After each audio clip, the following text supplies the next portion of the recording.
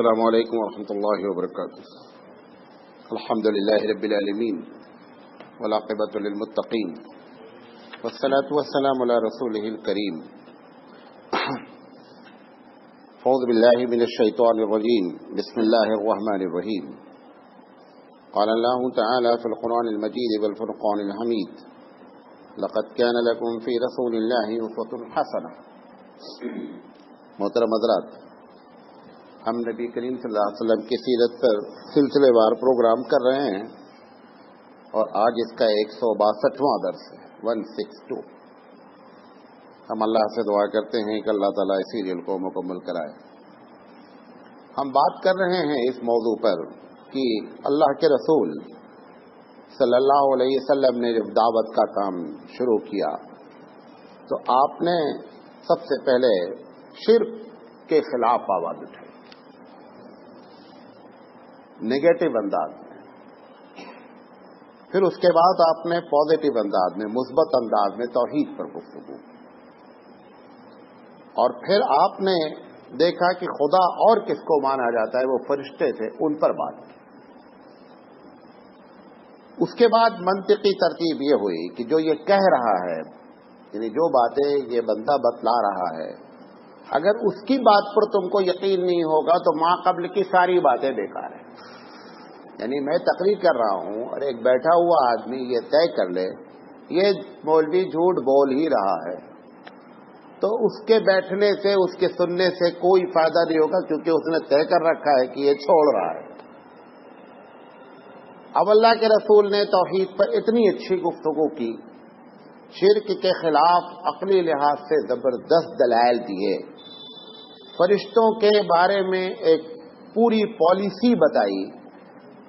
تو یہ یقینی بات ہے کہ اب اس بات پر گفتگو ہونی چاہیے کہ جو یہ باتیں بتا رہا ہے اس پر آپ کو ایمان لانا ہے کہ اس نے جو کچھ کہا ہے وہ سچ ہے. بات سمجھے نہیں؟ یہ منطقی ترتیب ہے. اسی کو ہم کہتے ہیں رسولوں پر ایمان لانا.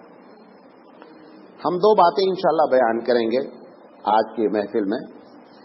رسولوں کے بارے میں اس کے پہلے کی جو امتیں تھیں، وہ چاہے اہل کتاب ہوں، یہود و نصرانی، اور چاہے ایرانی قومیں ہوں یا مصری قومیں ہوں یا یونانی ہوں یا ہندوستانی ہوں، ان سب کے پاس نبی کا ایک تصور ہے کہ نبی ہوتا ہے. نام جو بھی ہو، کوئی دیوتا کہتا ہے، کوئی اوتار کہہ دیتا ہے، لیکن بہت واضح انداز میں کلیئر بات ان کے پاس نہیں تھی کہ نبی حقیقت میں کس صفت کا مالک ہوتا ہے. تو اللہ کے رسول صلی اللہ علیہ وسلم نے ایک کارنامہ تو نبی کے بارے میں یہ بتایا کہ اسلام کا اصل تصور نبوت کے بارے میں کیا کیا ہے، ایک ایک چیز کو کلیئر کیا. بنی اسرائیل یہ سمجھتے تھے کہ نبی اگر کوئی ہو سکتا ہے تو وہ صرف ہمارے خاندان میں ہونا، بقیہ جتنے نبی ہیں سب جھوٹے. حتیٰ کہ آپ کو حیرت ہوگی، عیسیٰ علیہ السلام جیسی شخصیت کو یہودی جھوٹا بولتے تھے. خدا نہ کہ عیسیٰ علیہ السلام جھوٹ بولتے ہیں. عیسائیوں میں یہ تصور تھا کہ ماں قبل کے جو نبی ہیں وہ تو ہیں، لیکن بعد میں کوئی نبی نہیں ہے. اور دوسرا تصور ان کے یہاں تھا کہ جو نبی ہے وہ سب سے افضل جو ہے وہ کون ہے؟ عیسیٰ علیہ السلام ہے، کیونکہ وہ خدا کے بیٹے ہیں. انہوں نے یہاں پہ ڈنڈی مار رکھی تھی. آریہ قوم جو بہت ہی پرانی قوم ہے، جو ہندوستان میں دراوڑ کے نام پہ جانی جاتی ہے، اور اس علاقے میں تمل ناڈو کے علاقے میں سب سے پہلے یہ آئی قومیں، کم سے کم 5000 سال پہلے. آریہ قوموں کے بارے میں تھا کہ اللہ جو ہے، جو پرمیشور ہے، جو ایشور ہے، وہ صرف اور صرف آریہ قوم کی ہدایت کا متمنی ہے کہ یہ نیک ہو جائے، بقیہ پوری دنیا جہنم میں جائے تو اللہ کو کوئی فکر نہیں ہے. لہذا جو ہمارا نبی ہے، ہمارے منی ہیں، دو لفظ استعمال کرتے زیادہ تر وہ لوگ، منی اور رشی، کہ یہ ہمارے منی اور رشی جو ہے بس ان کی ہدایت یہی سب کچھ ہیں، بقیہ جتنے ہیں وہ سب غلط ہیں۔ اللہ کو اس کی پرواہ بھی نہیں ہے کہ دنیا کے دوسرے لوگ صحیح راست پر ہوں۔ یہ آریائی قوموں کا اپنا نظریہ تھا۔ ایرانی، چونکہ ایرانی بڑی پرانی تہذیب ہے، بہت پرانا کلچر ہے ایران کا، اور اللہ کے رسول کے زمانے میں تو یہ سپر پاور تھے۔ ان کا یہ کہنا تھا کہ جو ان کا خود جو یزدان ہے، جو ان کے یہاں کنٹرول کرتا ہے اللہ کے بعد، وہ یزدان کا جلوہ صرف اور صرف ایرانی قوم اس کی مستحق ہے، بقیہ کسی کو نہیں ملنا چاہیے۔ عیسائی میں عیسیٰ علیہ السلام کی پر جو کتاب نازل ہوئی انجیل، حیرت ہوتی ہے، حالانکہ یہ انجیل کا جملہ ہونا نہیں چاہیے۔ انجیل میں آج بھی لکھا ہوا ہے کہ عیسیٰ علیہ السلام سے پہلے جتنے لوگ آئے وہ سب چور اور ڈکیت تھے۔ اس قسم کے جملے لکھے ہوئے۔ اچھا، ایک تو یہ عقیدہ، دوسرا کوئی بھی قوم اپنے اس نبی کے بارے میں کوئی واضح تصور یہ نہیں پیش کی کہ کیریکٹر وائز وہ کیسا ہونا چاہیے۔ ہندوؤں کے یہاں رام کو اوتار مانا گیا، کرشن کو اوتار مانا گیا، یہ دو ان کے یہاں بہت بڑے ہیں۔ یہ برہما، وشنو اور مہیش جو ان کے یہاں تین بڑی بڑی شخصیتیں ہیں، ان کو بھی یہ اوتار اور دیوتا کی شکل دیتے ہیں، لیکن ان کے بارے میں یہ ہے کہ یہ فرشتے ہیں، لیکن یہ جو شخصیت ہے یہ انسانی شخصیت ہے، رام اور کرشن۔ اپنے اتنے محترم شخصیت کے بارے میں، کرشن کے بارے میں جتنی باتیں یہ سیکس کی لکھتے ہیں، وہ ناممکنات میں سے ہے کہ کوئی آدمی کسی کے ساتھ اچھا عقیدہ بھی رکھے اور پھر اس قسم کی بات بھی کرے، بلکہ اس پر فخر کرتے ہیں کہ شری کرشن جی نے اتنی لائن ماری۔ یہ عجیب و غریب ہے کہ ایک طرف آپ نبی بھی مانتے ہیں، دوسری بات ان کے کیریکٹر پر اس طریقے سے باتیں بھی کرتے ہیں۔ باقاعدہ پورے اشعار ہیں ان کے جو ہے ہندی شعراء کے، اور ان کو جو ہے نام کنہیا دیا جاتا ہے۔ کنہیا کا مطلب یہ ہے کہ ایک آدمی ہے اور اس کے کنارے گوپیاں ہیں جو اس کی گرل فرینڈ ہیں۔ یہ کانسیپٹ دے کر کے ان کو اس قسم کا ایک شخص پیدا کیا جاتا ہے۔ یہ ہندوؤں کے یہاں یہ بات پائی جاتی ہے۔ عیسائیوں کے یہاں عیسیٰ علیہ السلام کو چھوڑ کر سارے کے سارے نبی کے بارے میں ان کا کوئی اچھا تصور نہیں ہے۔ حضرت حوا کو گرچہ نبی نہیں ہے حوا، لیکن کچھ بھی ہو ہم سب کی ماں ہے۔ سب سے بڑا الزام حوا پر ہے کہ حوا اصل شیطان ہے، خدا نہ خواستہ۔ کہتے ہیں ڈیول ہے، شیطان اصل حوا ہے۔ حوا نے آدم کو نہ بہکایا ہوتا، نہ ہم سب وہاں سے نکل کر آتے، نہ یہ پاپڑ بیلے جاتے، نہ کچھ ہوتا، سب لوگ جنت پہ انجوائے کرتے۔ یہ سب حوا کی کارستانی ہے۔ ایک مرتبہ عالم ارواح میں حضرت موسیٰ اور حضرت آدم میں ڈیبیٹ ہو گیا۔ ڈیبیٹ جانتے نا، مناظرہ۔ تو موسیٰ علیہ السلام نے کہا آدم سے کہ ابا، تمہیں اگر وہ کھانا نہیں کھائے جو اللہ بولا تھا تو ہم سب جنت میں مزے مارتے۔ ابا سے بولے، کون؟ موسیٰ علیہ السلام۔ آدم علیہ السلام بولے موسیٰ علیہ السلام سے، تمہیں کیسے معلوم ہوا جی کہ میں یہ غلطی کیا ہوں؟ تو کہا میں موسیٰ ہوں، اللہ کا رسول ہوں، اللہ ہم نے کتاب دیا ہے، اس میں لکھا ہے کہ آدم نے اس درخت کو کھایا جس کو اللہ نے منع کیا تھا۔ آدم علیہ السلام نے کہا اچھا، وہ جو تم نے کتاب دی گئی ہے وہ کب لکھی گئی ہے؟ لکھا ہے اس میں؟ کہا وہ لکھی ہے کہ آدم کے پیدا ہونے سے 40 سال پہلے لکھی ہوئی ہے۔ کس کی؟ توریت آدم کی پیدائش سے 40 ایئرز پہلے، اور وہ بھی 40 سال اللہ کا اگر ہے تو معلوم نہیں کتنے ہزار سال ہو گئے۔ اگر نارمل بھی 40 سال ہیں تو بھی آدم کی پیدائش سے پہلے لکھی گئی۔ تو آدم علیہ السلام نے کہا کہ جب ہماری پیدائش سے پہلے توریت لکھی گئی اور اس میں لکھا ہوا ہے کہ آدم ایسا کریں گے تو اس میں ہماری کیا غلطی تھی؟ لاجک डिबेट हुआ। अल्लाह के रसूल सल्लल्लाहु अलैहि वसल्लम जब ये बयान किए ना, हमको कैसे मालूम होता, हमारे रसूल ने हमको बताया।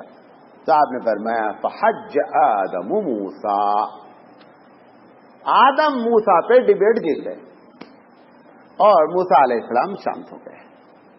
तो इनके यहाँ आदम अलैहिस्सलाम से लेकर के नीचे तमाम अंबिया के बारे में इस किस्म की बात है कि इनसे गलतियां हुई हैं।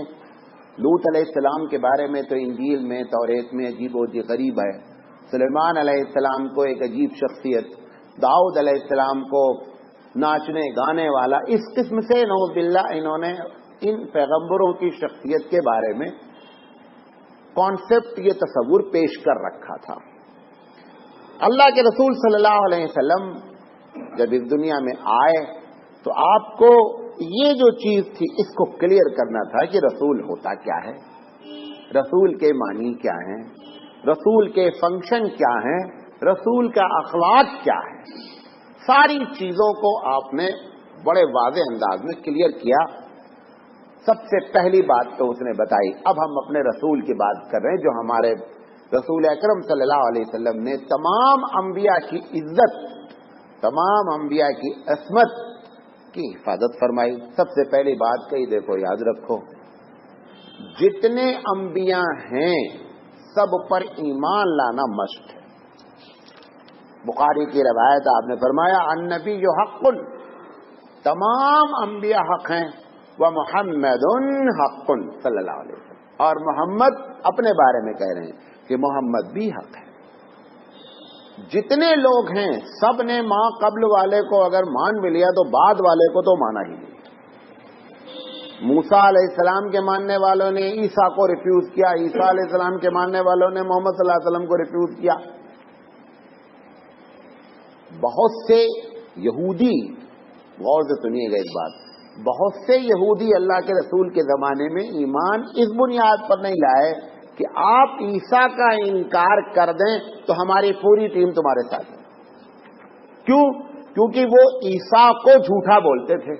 अल्लाह के रसूल कहते थे कि ईसा अलैहिस्सलाम अल्लाह के बहुत ही मुकर्रब बंदे हैं, अल्लाह की निशानियों में से एक निशानी है। मरियम के बारे में था कि मरियम पर तोहमत लगाते थे यहूदी। अल्लाह के रसूल फरमाया कि मरियम भी अल्लाह की बहुत ही कुर्बत वाली बनती है। ये दो बातें उनको खटकती थी, लिहाजा यहूदी हुजूर सल्लल्लाहु अलैहि वसल्लम के पास जो आए वो तो आए, जो नहीं आए ना आने की एक बुनियादी वजह यह भी है कि तुम ईसा को रिफ्यूज करो तो हम तुम्हारे साथ हैं। वो बाद लोग आज शादी वादी में करते ना, तुम्हें अगर उनको बुलाएंगे तो मैं नहीं आऊंगा, आप अगर उनसे बात करते हैं तो मैं आपके घर नहीं आऊंगा। ये बहुत गलत तस्वुर है, ये कतई रहमी है, ये कभी नहीं करना चाहिए। दो चीजें बीच की बात आ गई, ब्रैकेट की बता देता हूं। किसी भी रिश्ते के जो रिश्ते अल्लाह ने मुतय्यन किए हैं, जिन पर हमारा जोर चलता है, कभी उनको नहीं कहना चाहिए कि आप फलां से बात नहीं करें। रिश्ता किसने बनाया है? अल्लाह ने बनाया, आप काटने वाले नहीं हो। बीवी को आप बोले देखो अपने मामू से बात नहीं करना, खाला से, ये आपको हक नहीं है। अगर आप कहते भी हैं और वो नाफरमानी करते भी है तो ये नाफरमानी है, बल्कि तुमको गुनाह से बचा रही है। वो अगर नहीं बात करी तो तुमको गुनाह होगा। तो ये इस किस्म से बातें अल्लाह के रसूल सल्लल्लाहु अलैहि वसल्लम से करते थे। तो सबसे पहली बात तो हमारे नबी ने क्या फरमाया, आमनतु बिल्लाहि व मलाइकतिही व कुतुबिही व रसूलिही। हम तमाम अंबिया पर ईमान लाते हैं। ये सबसे पहली बात अल्लाह के रसूल ने, ये जब ये बातें की ना तो इनके पैर से जमीन सरकने लगी कि ये क्या बात है। अरे भाई ठीक है, आप अपने बारे में कहें मैं सच हूं, तुम ईसा की भी का ठेका ले रहे हो, मूसा का भी ठेका ले रहे हो, इब्राहिम का भी ठेका ले रहे हो, ये क्या बात है। नबी करीम सल्लल्लाहु अलैहि वसल्लम ने फरमाया ये सब अल्लिया के बंदे हैं। आपने फरमाया कि सब एक चैन है, उस चैन की आखिरी कड़ी में, इसकी चैन की बिगनिंग इब्तिदा आदम अलैहिस्सलाम से होती है, हम इसकी आखिरी कड़ी।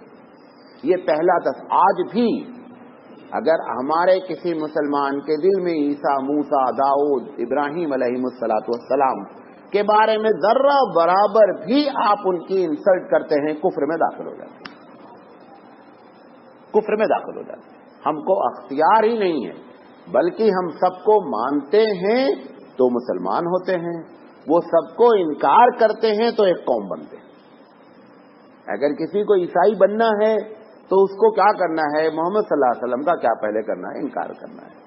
کسی کو یہودی بننا ہے تو اس کو عیسیٰ علیہ السلام کا کیا کرنا ہے؟ انکار کرنا. ایسے سارے کے سارے لوگ ہیں، حتیٰ کہ ہمارے یہاں یہ پہلا تصور. دوسرا تصور ان لوگوں کا تھا کہ ہمارے ایریے کے نبی ہیں، آریہ والے اپنے نبی، ایران والے اپنے نبی. نبی کے امداد پر میں اللہ تعالیٰ قرآن میں کہتا ہے لِكُلِّ قَوْمٍ ہاد، ہم نے ہر نیشن کے لیے، ہر ملک کے لیے ایک نبی بھیجا، ایک علاقے میں نبی، چاہے ہم اس کے بارے میں جانتے ہوں یا نہیں جانتے. اس لیے ہمارے جو علماء محتاط رہتے ہیں، جو زبان کھولتے اور قلم چلاتے ہوئے ڈرتے ہیں، وہ کہتے ہیں کہ رام ہیں، کرشن ہیں، ان کے بارے میں آپ زبان نہیں کھولیں. یہ ہو سکتا ہے کہ اپنے وقت کے یہ نبی رہے ہوں، تاریخی لحاظ سے ہمارے پاس ثبوت نہیں ہے، لہذا ہم نہ تصدیق کرتے ہیں نہ تکذیب کرتے ہیں. ہم ٹھیک ہے، ایک شخصیت ہے، جو تم پیش کر رہے ہو وہ ہم نہیں مانتے کہ ایسی شخصیت ایسا کام کرتی ہے. اگر کرشن کوئی نبی ہیں تو کرشن کنہیا نہیں ہو سکتے، وہ کیریکٹر کے سب سے اونچے مالک ہوں گے. تو اللہ کے رسول صلی اللہ علیہ وسلم کو اللہ نے بتایا لِكُلِّ قَوْمٍ ہاد، کہ ہر قوم کا ایک نبی ہے. ایران میں بھی نبی آیا ہوگا، ہندوستان میں بھی نبی آیا، چین میں بھی نبی آیا، عرب میں بھی نبی آیا. کہیں زیادہ آئے کہیں کم آئے.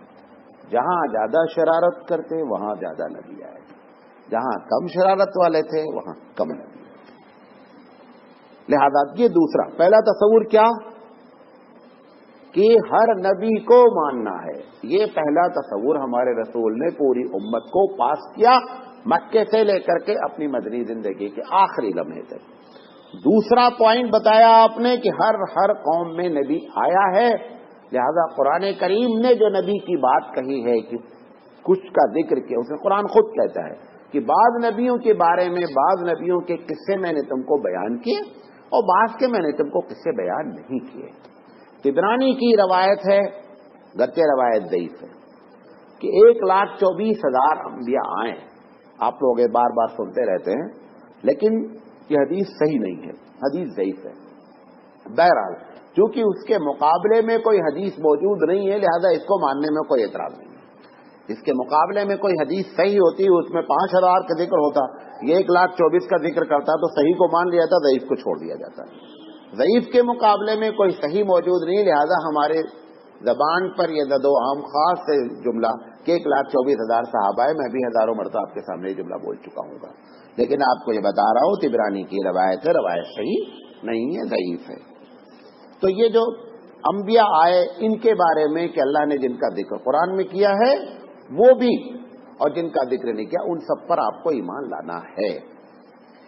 ان لوگوں کا ایک تصور یہ تھا کہ یہ نبی خاص پرٹیکولر خاندان میں ہی ہو سکتے ہیں.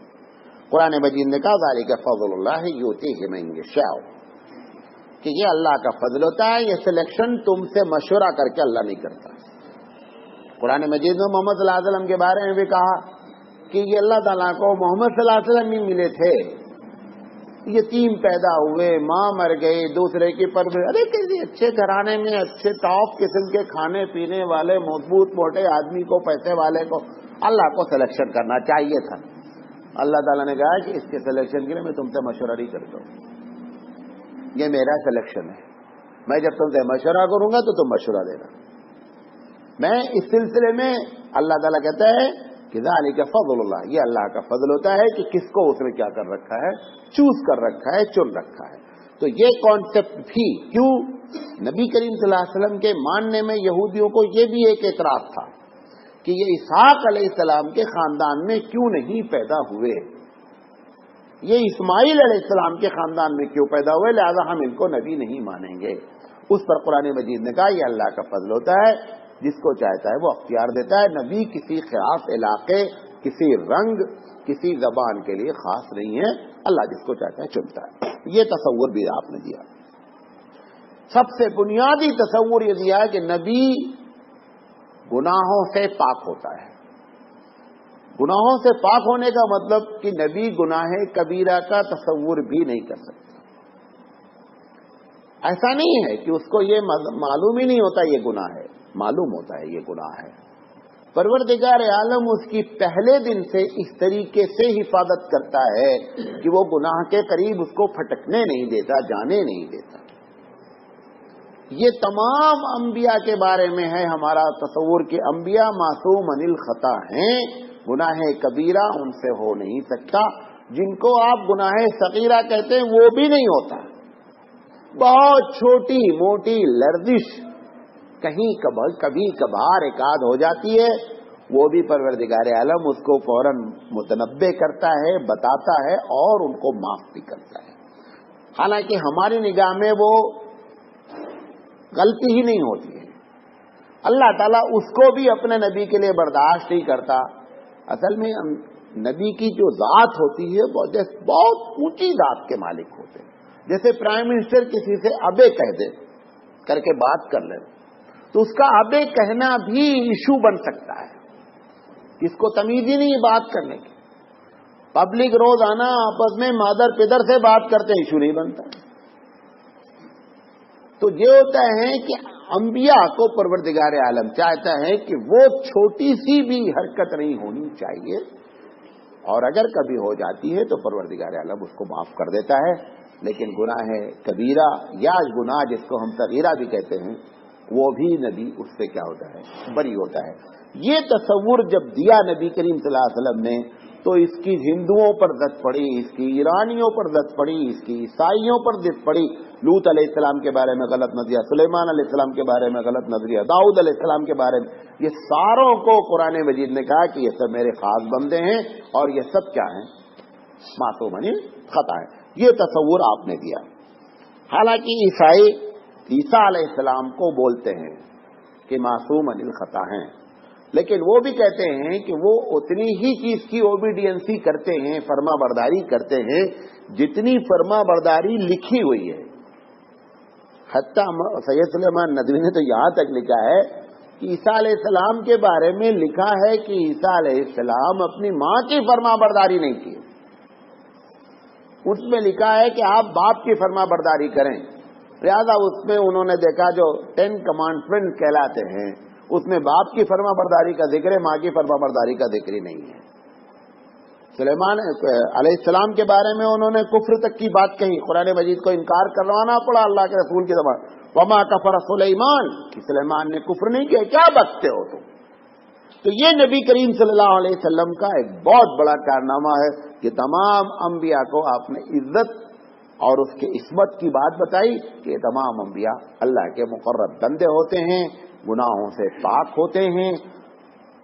ہمارے نبی کریم صلی اللہ علیہ وسلم کے بارے میں تو ہمارے پاس تاریخ ہے، بقیہ کے بارے میں ہمارے پاس مستند تاریخ نہیں ہے، لیکن نبی کریم صلی اللہ علیہ وسلم کے بارے میں تو تاریخ ہے کہ پیدائش سے لے کر کے اور آپ کی وفات تک نبوت کا اعلان کر کے 40 سال میں ہوا. اس 40 سال میں بھی آپ سے کوئی ایسی بات نہیں ہوئی جو گناہ نہیں، جو اخلاقی لحاظ سے بھی غلط ہو، اخلاقی لحاظ سے بھی غلط ہو، وہ بھی نہیں ہوئی. اللہ کے رسول نے آپ کی کیا کی حفاظت فرمائی. آپ کو ایک مرتبہ بتایا تھا کہ آپ جب بکری چراتے تھے تو ایک دن مکے میں کوئی پارٹی تھی. اللہ کے رسول صلی اللہ علیہ وسلم نے کہا کہ آج جا کے دیکھتے ہیں پارٹی میں کیا ہوتا ہے. اللہ کے رسول آئے، اس نے بتایا کہ اس سے کہا کہ آج تم چلے جانا، کل 2 دن پارٹی تھی، ایک دن ہم چلے جائیں گے، ایک دن تم چلے جانا. کہا ٹھیک. اللہ کے رسول آئے، یہاں پر اپنا پارٹی واٹی کا انتظام ہو رہا تھا. سورج ڈوبنے کے بعد اللہ کے رسول سو گئے.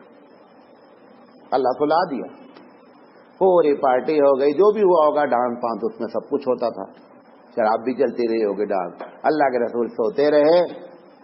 جب وہ خیمہ اکھڑ گیا صبح تو ان کی نیند ٹوٹی. اب یہ صبح گئے تو بولا کہ ہاں رپورٹنگ پوچھا کیا بھائی، انہوں نے کہا ایسی سی بات ہے میں تو سو گیا. اچھا کل پھر میں جاتا ہوں، پھر آپ کو صحیح بات بتاتا ہوں کیا ہوتا. دوسرے دن پھر اللہ کے رسول آئے، پھر اللہ نے کیا کر دیا، سلا دیا. یہی ایک واقعہ ہے، بقیہ کوئی واقعہ نہیں ہے جس میں اللہ کے رسول کو پروردگار عالم نے پوری رات سلائے رکھا اور کوئی ایک بات بھی آپ کے کان میں پڑی تھی. آپ کو معلوم ہی نہیں کہ کیسے ڈانس ہوتا ہے یا انہوں نے کیا حرکت کی، کچھ بھی اللہ کے رسول کے علم میں نہیں ہے۔ اللہ نے اس طرح اپنے نبی صلی اللہ علیہ وسلم کی حفاظت کی، ہمارے پاس اس کی تاریخ مستند موجود ہے۔ ہم اس بنیاد پر قیاس کرتے ہیں کہ جتنے انبیاء ہیں ہر انبیاء کو پروردگار عالم نے محفوظ رکھا ہے، گرچہ ہمارے پاس تاریخ نہیں موجود ہے لیکن ہم اس بات کا عقیدہ رکھتے ہیں۔ اس کے بعد نبی نے تصور دیا کہ جب یہ معصوم عن الخطا ہیں لہذا ان کی تکریم پوری امت پر لازم ہے۔ عزت احترام جو لازم کیا اس کی لائن کھینچی۔ ہوتا نا، آپ کو اس دن بتایا تھا کہ شرک کہاں سے شروع ہوتا؟ شرک شروع ہوتا ہی ہے عزت اور احترام کے غلو کرنے میں، ایکسٹریم اتنا کہ اللہ کی نافرمانی ہو جاتی ہے۔ لہذا آپ نے عزت اور احترام کی بات کی اور وہ لائن کھینچی کہ یہاں تک ہی عزت ہونی۔ وہ لائن کیا ہے؟ وہ لائن یہ ہے کہ اللہ کے مقابلے میں نبی نہیں آ سکتا۔ اللہ اللہ ہے، نبی نبی ہے۔ کیوں؟ عیسیٰ کا تجربہ نبی کریم صلی اللہ علیہ وسلم کو موجود تھا کہ عیسیٰ کے احترام میں عیسیٰ کو خدا بنایا گیا۔ عزیر کے بارے میں اللہ کے رسول کا تجربہ تھا، قرآن مجید نے ذکر کر رکھا تھا، آپ کو معلوم تھا قرآن کے ذریعے کہ عزیر کو اللہ کا بیٹا بنایا گیا۔ پورے عرب میں ابراہیم علیہ السلام کی تکریم یہاں تک پہنچی کہ ان کا بت بنایا گیا۔ اسماعیل کی تعظیم اور تکریم اتنی پہنچی کہ ان کا بت بنایا گیا۔ یہ ساری چیزیں آپ کے نوٹیفیکیشن میں تھیں، لہذا اللہ کے رسول صلی اللہ علیہ وسلم نے اس کی حد کھینچی کہ یہ سارے، غور سے سنیے گا یہ جملہ، یہ جتنے بھی ہیں انبیاء ان کی پوجا نہیں ہو سکتی۔ نمبر 1، عبادت کے لائق صرف رب ذوالجلال ہے، بقیہ کوئی نہیں ہے۔ نمبر 2، یہ جو کچھ کرتے ہیں سب اللہ کے حکم سے کرتے ہیں، ان کا ذاتی پاور نہیں ہے۔ کیا مطلب؟ اس کو حلال کر دیں، اس کو حرام کر دیں، اس کو چھوڑ دیں، اس کو پکڑ دیں، کسی کو معاف کر دیں۔ اللہ کے رسول صلی اللہ علیہ وسلم کے پاس ایک کیس آیا، چوری کا کیس۔ اللہ کے رسول رونے لگے۔ جب ہاتھ کاٹنے کی بات آئی اللہ کے رسول کے آنسو ٹپکنے لگا۔ نبی کریم صلی اللہ علیہ وسلم نے فرمایا کہ تم لوگ ایسا کیوں نہیں کرتے ہو کہ حاکم کے پاس کیس آنے سے پہلے معاف کر دو، اللہ تعالیٰ معافی کو بہت پسند کرتا ہے۔ لیکن اگر کیس عدالت میں آ گیا، اب جج کو اختیار نہیں ہے کہ معاف کر دے، قرآن کا فیصلہ نافذ کرنا ہے جج کو۔ کیا بتانا چاہتا ہے؟ یہ بتانا چاہتا ہے کہ ہم اللہ کے اوپر نہیں ہیں، اللہ نے حکم کر دیا ہے تو ہم کو ہر حال میں اس کا فیصلہ ماننا ہے۔ ہاں، کیس ہمارے پاس تک نہیں آتا، آپس میں سمجھا لیتے ہیں، معاف کر دیتے، جو چاہے کر لیتے، ہم انٹرفیئر نہیں کرتے۔ لیکن اگر میرے پاس اب کیس آ گیا ہے تو ہم کو اللہ کے قرآن میں جو لکھا ہے اس کو نافذ کرنا ہی کرنا ہے۔ تو اللہ نہیں ہے، جو کرتے ہیں رب کے حکم سے کرتے ہیں، اور علم اور قدرت ساری چیز میں اللہ کے محتاج ہے۔ جتنا اللہ قدرت دیتا ہے اتنا مالک ہیں، جتنا اللہ بتاتا ہے اتنا جانتے ہیں ہم۔ لیکن یہ نہیں کہہ سکتے کسی نبی کے بارے میں کہ اتنا جانتا ہے۔ یہ سرکل بھی اگر ہم کھینچ رہے ہیں تو بہت بڑے بیہودہ آدمی ہیں، یہ بھی سمجھ لے بات۔ انبیاء کے علم کے کا سرکل کھینچنا کہ انبیاء اتنا جانتا ہے، یہ بہت بڑا بیوقوف آدمی جو یہ باتیں کرتا ہے۔ اللہ نے جتنا دیا اتنا جانتا ہے، لیکن ہمارے پاس کوئی ایسا آلہ نہیں ہے کہ ہم یہ طے کر لیں کہ وہ اتنا جانتے ہیں اور اس کے بعد نہیں جانتے۔ یہ ہم کو نہیں معلوم۔ بہت کچھ جانتے ہیں، کتنا جانتے ہیں ربی بہتر جانتا ہے، لیکن جتنا اللہ جانتا ہے اتنا نہیں جانتا۔ یہ جملہ ہمارے پاس، جتنا اللہ جانتا ہے اتنا نہیں جانتا۔ یہ آپ نے تمام انبیاء کے بارے میں۔ پھر اپنے بارے میں خاص کر اسپیشلی باتیں بتائیں، کیونکہ آپ کو معلوم تھا کہ میں آخری نبی ہوں، لہذا اگر یہ باتیں بہت کلیئر وے میں نہیں کی جائیں گی تو نتیجہ یہ نکلے گا کہ آنے والی نسلیں بہت زیادہ پریشان ہوں گی۔ لہذا اللہ کے رسول صلی اللہ علیہ وسلم کئی ایک روایتیں ہیں۔ ایک مرتبہ ایک یہودی نے ایک مسلمان کے سامنے موسیٰ علیہ السلام کے بارے میں کہا کہ موسیٰ علیہ السلام اس زمین پر سب سے افضل شخص. وہ مسلمان کو غصہ آ گیا, اس نے ایک چھاپڑ کھینچ کے مارا. کہا محمد صلی اللہ علیہ وسلم اس زمین پر موجود ہیں, تم نے یہ جملہ کیسے کہا؟ اس نے آ کر کے کیس کر دیا یہودی نے اللہ کے دربار, اللہ کے رسول کے دربار میں. کیس آیا, اللہ کے رسول صلی اللہ علیہ وسلم نے مسلمان سے کہا کہ جو اس نے کہا تھا وہ اس نے اس وقت تک کی بات کہی, کیا پرابلم ہے آپ کو؟ یہ تم کیوں کہتے ہو کہ موسیٰ سے میں افضل ہوں؟ آپ کو اجازت نہیں ہے. آپ کسی نبی کو, کسی نبی پر ہم کو نہیں کہا گیا کہ آپ فضیلت بیان کریں, اور اگر فضیلت بیان بھی کریں, قرآن مجید خود کہتا ہے تلک الرسول فضلنا, کہ بعض رسولوں کو بعض رسول پر ہم نے فضیلت بخشی ہے, لیکن آپ ایسا نہیں بیان کریں جس سے دوسرے نبی کی بے عزتی ہو, اس کا اختیار نہیں ہے. ایک مرتبہ اللہ کے رسول سے خود پوچھا گیا کہ اللہ کے رسول بہت درجے میں بلند کون سے نبی ہیں؟ آپ نے فرمایا یوسف علیہ السلام. حالانکہ آپ کو معلوم ہے سید الانبیاء بات کر رہا ہے, اور وجہ بیان کی کہ یوسف ایک ایسے نبی ہیں جن کا باپ بھی نبی, جن کا دادا بھی نبی, جن کا پردادا بھی نبی. ابراہیم علیہ السلام کی اولاد اسحاق علیہ السلام, اسحاق علیہ السلام کی اولاد یعقوب علیہ السلام, یعقوب علیہ السلام کی اولاد یوسف علیہ السلام. انہوں نے کہا یہ شرف کسی کو نہیں حاصل ہے, لہذا یوسف علیہ السلام بہت ہی اونچے درجے کے آدمی ہیں. وہی نبی نے اپنے بارے میں پازیٹو انداز میں کہا کہ اللہ نے مجھے تمام انبیاء پر سردار بنایا ہے. کبھی ہم اگر کسی نبی کے سے موازنہ کریں, تقابل کریں, تو ارادے میں انسلٹ یا نقص نہیں ہونی چاہیے. آپ اپنے نبی کی محبت میں جملہ کہہ سکتے ہیں کہ ہمارا نبی تمام نبیوں میں افضل ہے, ہمارا نبی اس زمین پر سب سے افضل ہے, سید الانبیاء ہے, اللہ کا حبیب ہے, اللہ سب سے زیادہ چاہتا ہے. یہ ساری بات. لیکن موسیٰ کی توہین کر کے, عیسیٰ علیہ السلام کی توہین کر کے یہ کہنا کہ موسیٰ کی کوئی حیثیت نہیں ہے اللہ کے رسول کے سامنے, ایسا ہم کو بولنے کا اختیار نہیں دیا گیا ہے. جیسے لپٹن ٹی والا اعلان کرتا ہے لپٹن نمبر 1 چائے ہے, بروک باؤنڈ کے بارے میں بولتا نہیں. یہ نہیں کہتا بروک باؤنڈ خراب ہے لپٹن اچھی ہے, یہ اس کو اختیار نہیں ہے. لپٹن کی تعریف کرنے کا اختیار ہے, بروک باؤنڈ کے بارے میں زبان بند رکھنے کا. ایسے ہی اس امت کو اختیار ہے کہ آپ اپنے نبی کی فضیلت خوب بیان کریں, لیکن آپ یہ نہیں کر سکتے ہیں کہ اس کو کہیں کہ نہیں صاحب وہ اس کے مقابلے میں کوئی, اس کا اختیار نہیں ہے. حقیقت یہ ہے کہ انبیاء میں درجات ہیں. ہم کو کیوں سکھلایا گیا ہے؟ یہ ادب سکھلایا. کیوں سکھلایا گیا؟ آج ہم اس قسم کی بات کریں گے, کل انکار آئے گا نبی کا. اس سے بچنے کے لیے اسلامک پالیسی یہ ہوتی ہے کہ جو چیز واقع ہونے والی ہوتی ہے, جو انسیڈنٹ, جو واقعات ہونے والے ہوتے ہیں, شریعت اس کو پہلے سے روکنے کی کیا کرتی ہے, فکر کرتی ہے. ہمارے رسول اکرم صلی اللہ علیہ وسلم نے بیان فرمایا اتقوا مواقع التہم, اے لوگوں تہمت کی جگہوں سے بچو. تہمت سے نہیں کہا بچو, تہمت تو بات کی چیز ہے. قرآن مجید کہتا ہے لا تقربوا الزنا, زنا کے قریب نہیں جاؤ, زنا نہیں کرو یہ نہیں بولتا ہے, زنا کے قریب. کیوں؟ یہ پالیسی ہے اسلامی کہ اگر ایک چیز کے ہونے کے چانسز ہیں تو بہت پہلے سے کیا کرتا ہے, وہ ہماری رہنمائی کرتا ہے اور ہمارا پروٹیکشن کرتا ہے, ہماری حفاظت کرتا ہے کہ بندہ اگلا قدم جو اٹھا لے گا وہ خطرناک ہو جائے گا.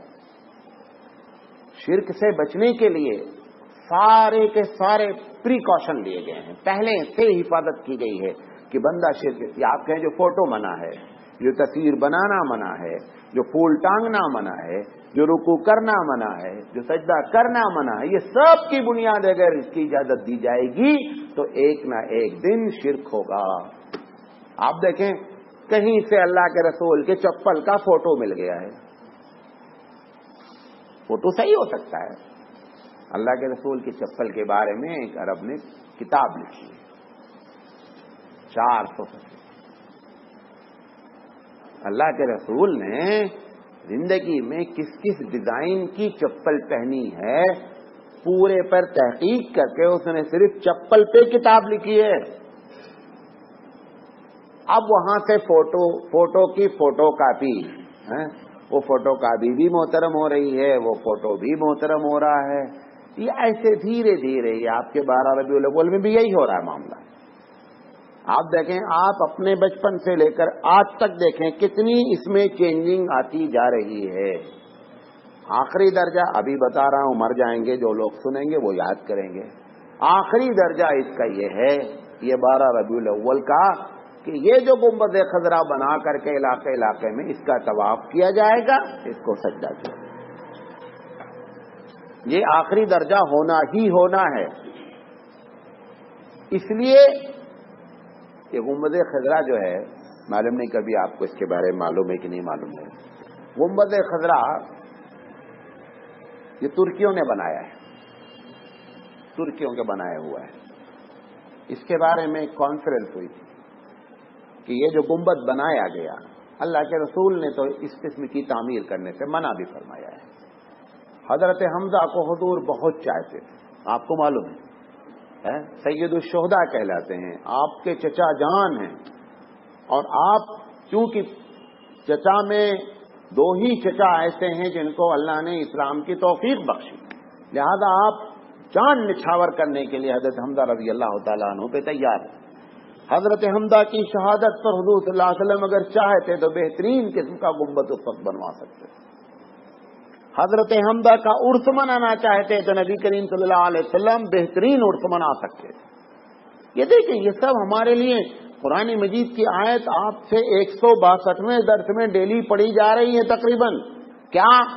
لقد کان لکم فی رسول اللہ اسوۃ حسنہ، کہ اللہ کے رسول کی زندگی میں نمونہ ہے، بقیہ نمونہ سب جھوٹے ہیں. صرف اور صرف نمونہ اگر کوئی ہے تو پیارے حبیب صلی اللہ علیہ وسلم کا ایک ایک عمل، حتیٰ کہ پیشاب کرنے کا طریقہ بتانا بھی ہمارے لیے نمونہ ہے. حمزہ کی شہادت ہوئی، حضور کو عرس منانا چاہیے تھا. حمزہ کی شہادت ہوئی، حضور کو پکی قبر بنانی چاہیے تھی. حمزہ کی شہادت ہوئی، حضور کو گنبد بنانا چاہیے تھا. کچھ بھی آپ نے نہیں کیا. یہ حضور صلی اللہ علیہ وسلم کے گنبد جو بنایا جن لوگوں نے، وہ ترکیوں نے بنایا. اس کے بعد اس پر باقاعدہ سیمینار ہوا کہ اس گنبد کو توڑ دینا چاہیے تاکہ امت کو غلط میسج نہیں جائے. پورے دنیا کے مسلم اسکالرز کو بلایا گیا، تقریر میں یہ بات رکھی گئی. لوگوں نے کہا کہ یہ جو کیا یہ تو غلط کیا، ہونا نہیں چاہیے تھا. امام اعظم علیہ الرحمہ تو کہتے ہیں کہ قبر میں جو اندر آپ پتھر رکھتے ہیں، بغلی قبر پہ پتھر رکھا جاتا ہے نا، آپ کہتے ہیں کہ اس میں بھی آگ سے پکی ہوئی اینٹ کی اجازت نہیں.